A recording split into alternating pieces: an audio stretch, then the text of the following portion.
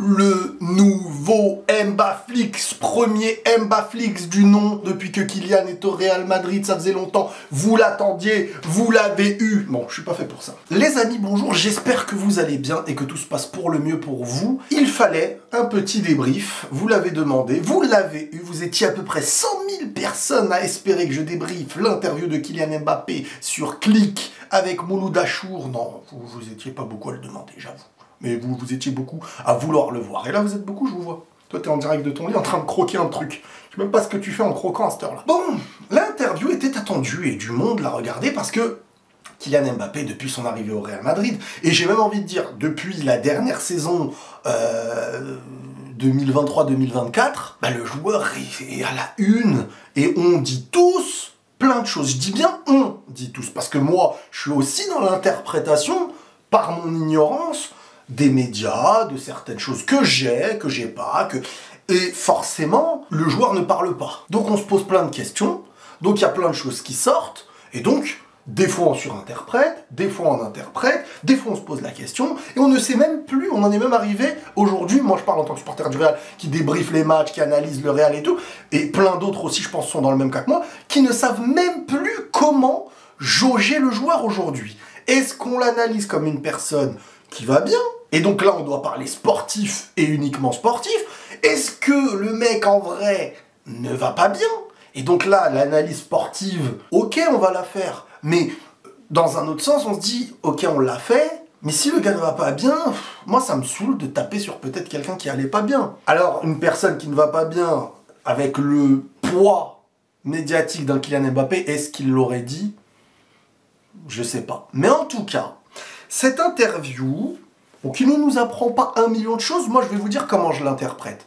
L'interview là de Kylian Mbappé chez Mouloud Achour sur Click, pour moi, elle a pour but de donner une compréhension et essayer de rabibocher ceux qui ont qu'un son de cloche sur la fin de ce qui s'est passé au PSG, les supporters français, les médias français, et là c'est sa version des faits, les difficultés et même vis-à-vis d'Ethan Mbappé. C'est-à-dire que ça ne s'arrêtait pas sur Kylian. Donc là, l'interview, elle n'a pas de gros message vis-à-vis du Real Madrid en soi. Si ce n'est qu'il met en avant la culture espagnole, qu'il essaye de s'intégrer, que le Real c'est le summum, que c'était son rêve, mais... Et ça, on l'en avait dit par le passé. Il y a plusieurs choses que je vous avais dit, les gars, par le passé. Beaucoup de Parisiens m'étaient tombés dessus, etc. Et ça, depuis le début, je vous le dis. Depuis même la prolongation 2022. Kylian le dit par sa bouche. Alors, le mot exact, je l'ai pas, mais c'est quand j'ai prolongé pour la Coupe du Monde au Qatar. Alors là, moi, je l'ai ressenti comment? Moi, je vois un Kylian dans l'interview qui a mis en avant l'émir, qui a mis en avant l'ancienne équipe, qui a mis en avant les supporters parisiens, qui a mis en avant, d'une certaine façon, qu'il a aimé passer ce séjour au PSG, et ça, personne ne peut dire le contraire. Que ce séjour en finale, bon, bah, n'aura pas été une finalité, ça on le dit depuis très longtemps, que son rêve c'était le Real, etc. Mais que ce moment, dans son pays, au PSG, avec ce qu'il a apporté, ce que les supporters lui ont donné aussi comme amour, faut pas l'oublier, il évoque tout. Il dit même qu'il est encore en contact avec le staff, qu'il regarde les matchs, machin. Il y a une personne qui ne revient pas dans le sujet, c'est le président Nasser El Khelaifi. Bon, vous allez voir dans quelques jours, ça va être Cyril Hanouna qui tapera sur Kylian Mbappé, vous verrez, bon, on connaît le lien de cause à effet. Mais globalement, le message, pour moi, global de cette interview, parce qu'il y a plein de choses où c'est de la discussion tranquille, mignonne, mais globalement, et c'est même marrant parce que j'ai ressenti plusieurs Kylian dans cette interview. Un Kylian où tu sens que là, il y a un message qui est travaillé, qui est voulu et qui doit être dit. Et quand c'est plus relax, le Kylian qui est le plus naturel qu'il est. Globalement, oui, il y a aussi cet aspect au niveau du repos, des matchs serrés, de l'addition de matchs, etc. En comparaison avec ce qui se fait dans d'autres sports à l'étranger, que ça n'a pas forcément un rapport qu'avec le salaire. Ok, mais le vrai message, c'est volonté de parler aux Français qui, aujourd'hui, il faut le dire, en France, il n'a plus l'image qu'il avait. Et par rapport à ce qui s'est passé au PSG. Et la volonté de la présidence au PSG, et des médias, et d'Internet, et des réseaux, ça a été, sur la fin de l'exploser. Donc il y a eu cette version-là, et aujourd'hui, lui, t'apporte aussi la version où il aura été victime aussi dans un autre sens. Mais ce que beaucoup, et franchement les supporters du PSG, et lui-même l'a admis en vrai, indirectement, c'est que moi je trouve que c'est vrai qu'il n'y a pas eu de distinction qui aura été faite au final. Les supporters de Paris n'avaient pas à payer tout ce qui s'est passé en interne. Et au final, quand tu commences à créer ce conflit, je pense que là, il a tout mélangé. Il en a voulu, bien entendu, en premier lieu à Nasser, mais derrière, il n'a pas su aussi parfois montrer cet amour. Mais quand il était là, et qu'il comptait être là jusqu'à un départ demandé à l'époque, il l'a donné. Il s'est donné, il l'a donné. Tout a commencé à chuter depuis cette prolongation, et on peut le dire officiellement, cette prolongation 2022 qui a eu lieu sous la pression d'une Coupe du Monde au Qatar, où il était inconcevable pour les Qataris de perdre Kylian Mbappé, Messi, Neymar, qu'ils avaient réunis avant cette Coupe du Monde, étant donné que depuis l'arrivée du PSG, ils ont tout construit en partie. Après, il y a des avantages sportifs, médiatiques, mais en partie, cette mise en avant était clairement aussi par rapport à la Coupe du Monde au Qatar. Coupe du Monde au Qatar terminée, regardez la suite, comment elle se passe. C'est bon, tu peux partir, et toi va-t'en, et toi on te vire, et toi machin. Sauf que Kylian, à un moment donné, il peut pas faire autrement que... parce qu'il a un avenir au Real qui se préparait. Et là, tu peux pas lui dire, non, maintenant tu prolonges, ou tu te barres. Ouais, mais le Real ne te prendra pas, comme ça, ils viendront pas te faire d'offre. Donc toi, tu fais quoi? T'es bloqué. Quand le Real a fait l'offre, voilà, vous connaissez l'histoire, on en a parlé 1001 fois. Nasser est le coupable de cette histoire. Et les supporters auront été les victimes de ce conflit. Mais le problème, c'est que pour cette Coupe du Monde, le club a été tenu en otage. Parce que tu sais que le joueur veut partir. Et pour le faire rester, qu'est-ce que t'as fait derrière? Donc au final, les choses elles étaient claires. Dans une norme, si le club était là juste en tant que club, sans intérêt de Coupe du Monde de machin, Kylian serait parti, parce qu'il demandait à partir. Et que tu sais que il y a des risques qu'à la plus petite ouverture prochaine, le club, la présidence ne soit plus maître. Le joueur rêve d'un autre club. C'est l'autre club qui aura la main mise. Si le club te dit « moi je fais pas d'offre, tu viens libre », il sera obligé. Ils ont fait l'offre dans un moment, il n'y a plus un terrain d'entente et de confiance avec le président. Parce que voilà, pour nos intérêts, machin, et non, il partira jamais, il partira... Et au final, voilà. Donc le message, il est envers Nasser dans beaucoup d'aspects, surtout aussi vis-à-vis de Ethan.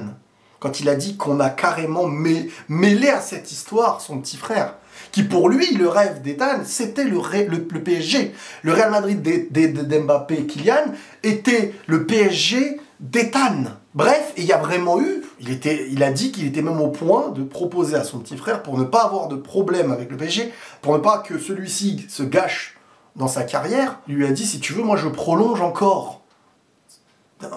Enfin, c'est une dinguerie. Bref. Bon, il y a ensuite aussi ce débat avec l'équipe de France par rapport au fait que l'équipe de France c'est au-dessus, etc.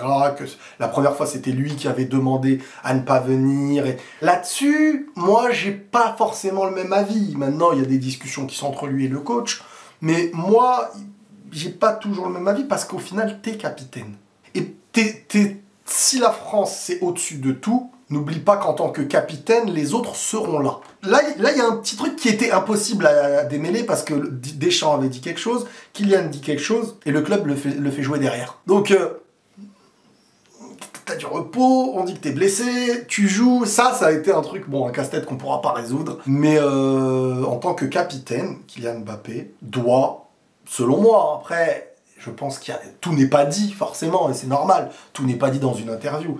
Mais c'est parfois bien de voir un joueur parler avec tout ce qui se dit derrière, parce que, vous savez, l'ère des réseaux, c'est une ère où, même moi, je sais pas, imaginons que vous m'aimez bien et tout, si moi, vous ne me voyez plus vous parler, et que vous me voyez que comme une machine à produire quelque chose, les autres parleront pour moi, les médias, les réseaux, Internet, les vidéos, les machins, et on te fait détester de manière... comme on le veut. On te fait détester comme on veut. On écrit ce qu'on veut. Il y a un parti qui parle, l'autre peut-être ne parle pas. Et là, t'es entre les deux et tu te retrouves, Et quand tu vois une personne parler, je suis sûr, parmi vous, il y en a plein qui, en le revoyant parler, en le revoyant rigoler, en le revoyant... certains vont dire, ah, en vrai, c'est un humain. Oh, je pensais pas que c'était un humain. C'est un humain, il rigole, truc. En vrai, il a l'air sympathique, et voilà. Et il y en a, il leur suffit de ça. Il leur suffit à la fois de propos pour en faire un méchant, tout autant qu'il leur faut une interview pour en faire un gentil. Mais il faut être entre les deux. Moi, Kylian, ça ne me fait... Vous savez, je vais vous dire la vérité, moi, ça me fait pas du tout plaisir quand j'ai ma vidéo à faire et qu'il n'a pas fait un bon match. Franchement, ça me fait pas plaisir, parce que je suis pour le Real et j'aime beaucoup Kylian. Mais jusqu'à aujourd'hui, j'ai toujours voulu être sincère et faire les choses bien. Et depuis le début de saison, il y a eu plein de choses que j'ai dû dire qui ne m'ont pas fait plaisir. Peut-être qu'ils lui aussi ne lui ont pas fait plaisir. Et ça ne me fait même pas plaisir de dire des choses qui sont négatives d'un joueur que j'attends, moi, vous le savez, depuis qui a inventé les Mbaflix. Un jour, vous direz, j'ai connu Mbaflix à l'époque où c'était, comme certains diront, j'ai connu Dragon Ball à l'époque où ça sortait du Club Dorothée. Il y a eu de l'amour qui a été donné dans Mbaflix et il y a eu des coups que je me suis pris sur les réseaux. J'en ai souffert.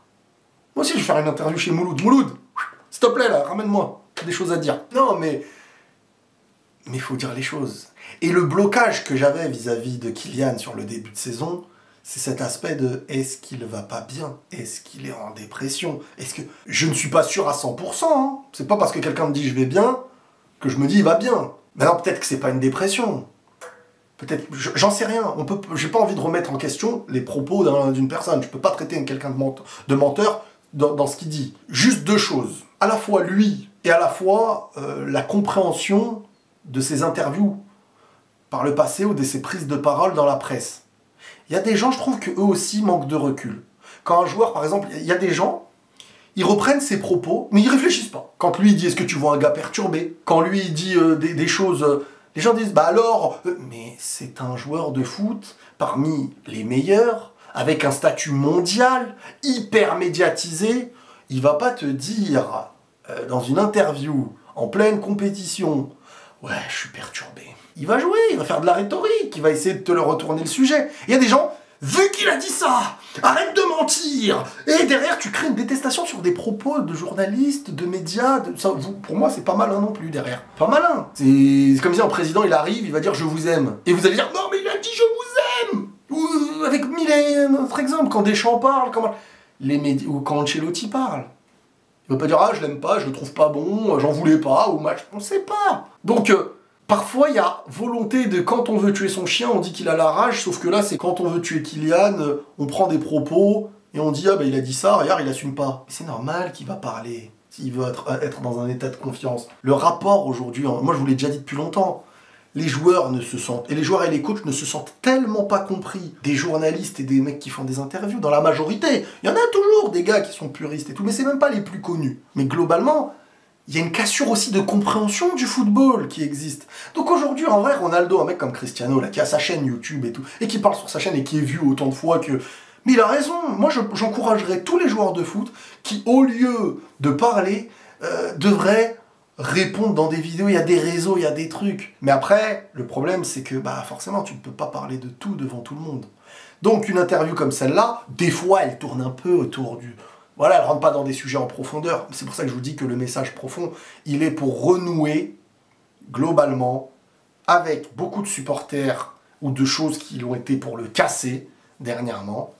Certains auront raison dans certains aspects, parce qu'ils se sont sentis... Moi, je verrais les supporters du PSG comme des victimes du conflit Nasser-Kylian qui démarre sur une situation créée par Nasser. Il a créé la situation, et ensuite, dans cette situation... il y a eu deux personnes qui causaient du tort. Et dans le conflit qui a existé entre eux, bah t'as Kylian de son côté, qui je pense n'a pas su gérer et faire être nuancé aussi vis-à-vis des supporters, de la présidence, de machin. Et sur la fin, avec sa volonté de partir depuis très longtemps, tu pouvais pas le forcer à prolonger les gars. Parce que c'est le Real qui a la main mise derrière. Et qui n'a plus aucun rapport avec le PSG, qui eux ont coupé les liens avec le Real.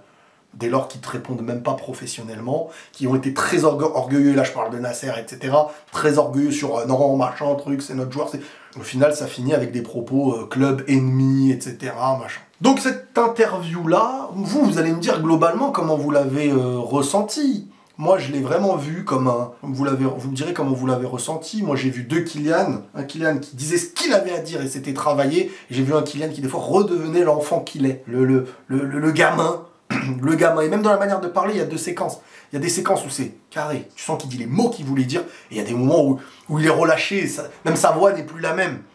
C'est c'est intéressant parce que c'est souvent dans les moments où, quand il était amené à parler de vacances, quand il est amené à parler de son frère, quand il est amené à parler de choses très personnelles, hors foot parfois, il devient l'enfant. Et quand il reparle de l'aspect message à donner, là il redevient le professionnel. Moi, je pense que l'aspect non maîtrisé professionnellement rendrait encore plus service à l'amour que les gens ont ou ont eu. Parce que Kylian, son rapport aux gens aujourd'hui, c'est soit il y a eu beaucoup d'amour qui a été brisé, soit il y a beaucoup de gens qui l'aiment encore beaucoup. C'est rarement, du début à la fin, je le déteste. C'est rarement ça avec Kylian. C'est toujours une histoire d'un amour qui a existé. Soit maintenant, soit hier. Maintenant, il a des leçons, il doit tirer des leçons de tout ça, il l'a dit lui-même. Dommage qu'il n'ait pas rentré quand à chaque fois, Mouloud lui demande qu'est-ce que, par exemple, sur quel truc tu regrettes vraiment et tout. Un fait clair et net. Allez, à tel moment, 2022, ça s'est passé. Mais après, il y a des choses que tu peux pas dire. Il y a des choses que tu peux pas dire, 2022, 2021, je veux dire plein des vrais trucs où, voilà, là, je regrette par rapport aux supporters. Mais, tu sais, dans ce milieu, tu peux pas aller non plus trop loin. Tout est tellement... Mais là, par contre, les mots, quand ils sortaient de sa bouche, parce qu'une interview comme ça, les gars, comme je vous dis, tu ne vas pas dire un truc et dire non, par contre, tu sais très bien que ce qui va sortir là, c'est ce qui va être mis devant nos yeux. Et forcément, là, comment ça s'appelle quand Kylian te lâche ce qui s'est passé avec Ethan, prolongation pour la Coupe du Monde, c'est les éléments centraux. Son rapport à Nasser est montré maintenant avec sa voix. Il admet qu'il y a eu un gros problème et qu'il en a été victime. C'est comme ça que lui, en tout cas, il le présente. Moi, je retiens ça comme quelque chose qui, je parle à ma communauté française qui m'ont aimé ou qui m'aiment actuellement et je vous parle de pourquoi ça a été difficile. Je ressens plus ça. Tous les autres trucs, c'était du comblage. Ça a été comblé. Voilà. Après, son rapport au Capitana, je sais pas. Est-ce que vraiment... Le Capitana, il s'en foutait, enfin il s'en foutait au début. Est-ce que si vraiment Deschamps voyait un mec pas forcément intéressé, il l'aurait pas donné à Griezmann, ça aurait rendu service à tout le monde au final. C'est-à-dire que tu ne veux pas du Capitana, enfin c'est pas que tu le veux pas, c'est que tu cours pas derrière, et Griezmann, ne pas l'avoir eu, a eu un impact très négatif sur lui. Donc, t'en as un qui court pas derrière, et un, tu sens que c'est hyper important. Donc pourquoi il n'a pas été donné à Griezmann? Ça, c'est la question que je me pose. Mais après, c'est pas un plus important. En tout cas, sincèrement, là, je vous le dis parce que je suis pas dans un débrief où je dois vous parler d'une analyse. Moi, Kylian, je kifferais que ça se passe bien en réel. On a envie de lui donner de l'amour, on a envie de... Et les supporters, c'est ce qu'ils font. C'est juste que moi, je suis supporter hors caméra. Hors caméra, moi, je suis derrière eux, je suis à fond. Quand le Barça perd, je suis content. Mais je veux pas faire une vidéo que dans l'émotion. Ma vidéo, éloigner mes émotions, vous transmettre ce que j'espère être la vérité. Et que ce soit Kylian sur le terrain, un joueur qui fait partie de mes joueurs préférés, ou que ce soit n'importe qui, et pour preuve, vous l'avez, il y a eu des moments où j'ai dit Kylian était devant Vini, il y a des moments où j'ai dit Vini est devant Kylian, je veux dire, tu peux pas, il y a Messi, moi j'étais plus pro Ronaldo de base toute ma vie, quand Messi est devant, je dis Messi est devant, à la fin de carrière, je dis Messi, voilà, vous voyez, on est là pour chercher Et avec Kylian, ou même avec des membres de ma famille qui étaient, s'ils avaient été joueurs, j'aurais... était comme ça, et j'espère que le ressenti vis-à-vis de tout ça, que ce soit de vous ou des joueurs qui me suivent, bah il est de comprendre que je ne suis pas là pour dénigrer un humain, et c'est mon plaisir, et surtout pour le Real, c'est d'en arriver à vanter quand il faut vanter, et de trouver les solutions, même quand c'est pas celles que j'aurais espéré un jour, mais les dire quand c'est le cas. Quand il y a des moments où Kylian, je dis hey, il faut qu'il goûte au banc, c'est aucunement personnel. Et moi j'aimerais dire, il est le meilleur joueur du monde. Mais pour l'instant, il y a du travail. Mais il est jeune. S'il est dans l'esprit de travailler, de savoir à quel niveau il en est aujourd'hui, ce qu'il doit travailler, qu'il veut continuer d'avancer et marquer l'histoire du club, on est là. On sera là. Mais on pense comme ça pour lui, comme on pense comme ça pour les autres. Et c'est ensemble. Il n'y a pas de on va dire, il faut protéger, machin et tout. Non. Bref. C'est intéressant quand même, hein. C'est rare que je me pose sur un canapé pour regarder une interview. D'habitude, je mets ça sur les oreilles, surtout pas en direct, quoi, quand elle sort. Donc voilà, petit débrief, petit retour par rapport à tout ça. Et peut-être qu'on reviendra sur des détails de tout ça dans les futures questions-réponses de l'actualité football. Prenez tous soin de vous, les amis. N'hésitez pas à liker. Moi, je vous le dis jamais. Vous oubliez. Quand je le dis pas, vous oubliez. Vous êtes là, il croque son pain au lait, le mec. Et après, il éteint comme ça. T'as même pas mis ton like comme ça. Et tu vas liker les autres comme ça, tu vois, vous allez voir. Prenez tous soin de vous, les amis, et la paix sur vous.